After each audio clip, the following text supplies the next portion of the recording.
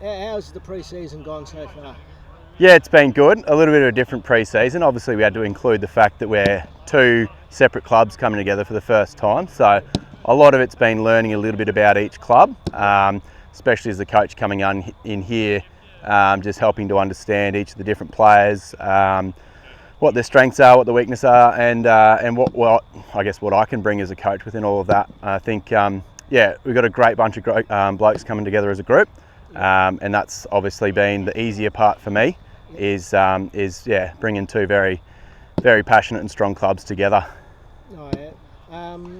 I suppose USC have had good success in the seconds down to I think fourths or fifths. Yeah. And then I think Turnbull has done all right in first grade and like that. How well have you joined those two bits of success? Yeah, absolutely. I think the best way to say it's a bit of a jigsaw puzzle, really.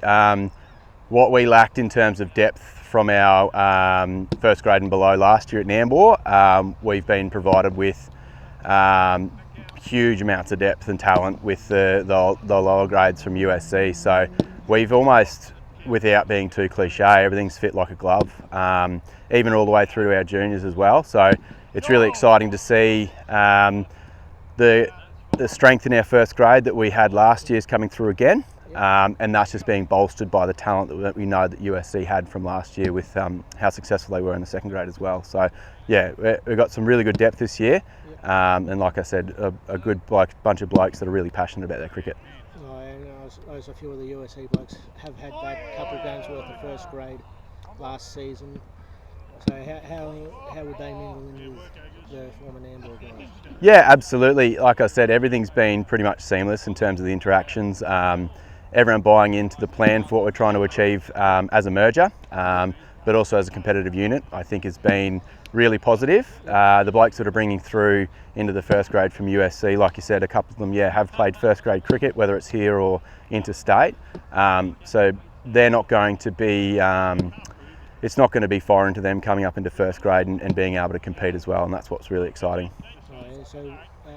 Where are home games with first and second grade being played this year? So our first home game for first grade's at Nambour, and so that's this weekend. We've got the doubleheader of the T20s there, and the second grade, the 2 to 6 comp that we're in.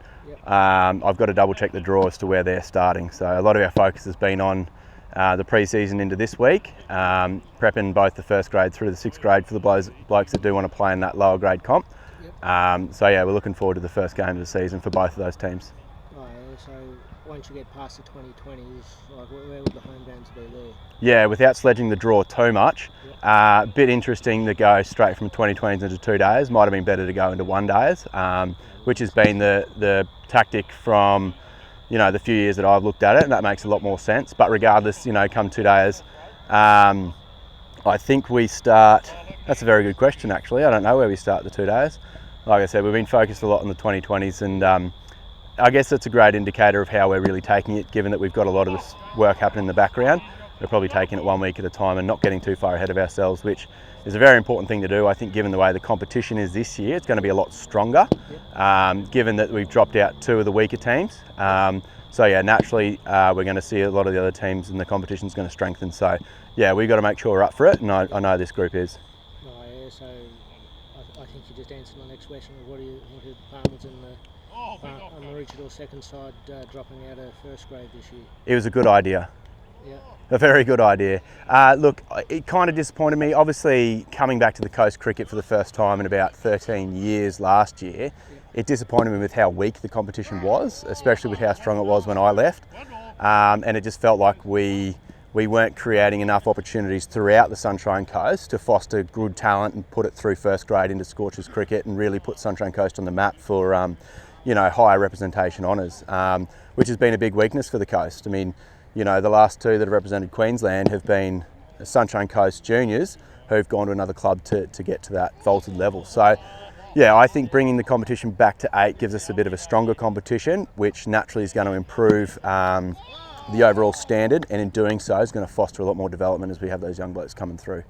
So it's more about focusing what talent we do have into a better competition. Absolutely, absolutely, because you're only going to perform to the strength of the competition around you. If the competition's weak, you're going to drop to that standard. If it's strong, you're going to lift to that standard.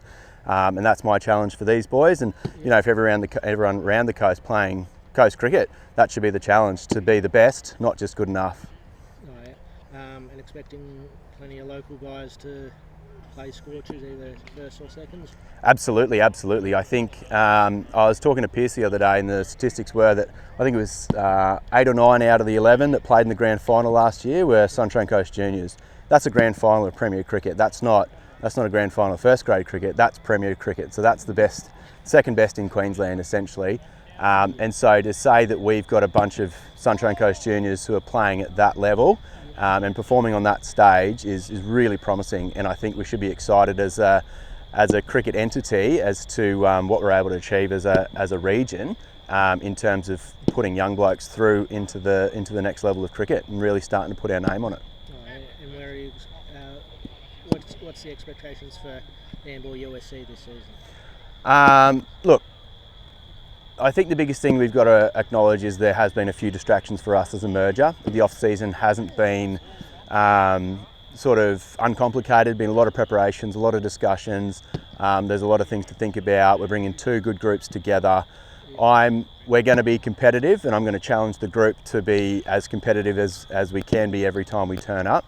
But I think it's fair not to put expectations too far ahead of ourselves because this is the first year as a merger, and it's always most difficult in the first year because there's a lot of expectations both from the players and from the rest of the competition as to what we're going to look like.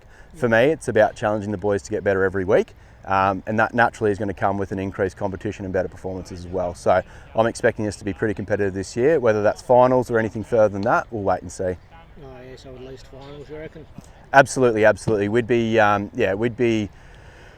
I think we'd be doing ourselves a disservice to think that we couldn't play finals cricket again, given that the majority of the first grade team that did it last year we have back together again. So yeah, we'd be definitely pushing to challenge for finals again this year and hopefully go one better than what we did.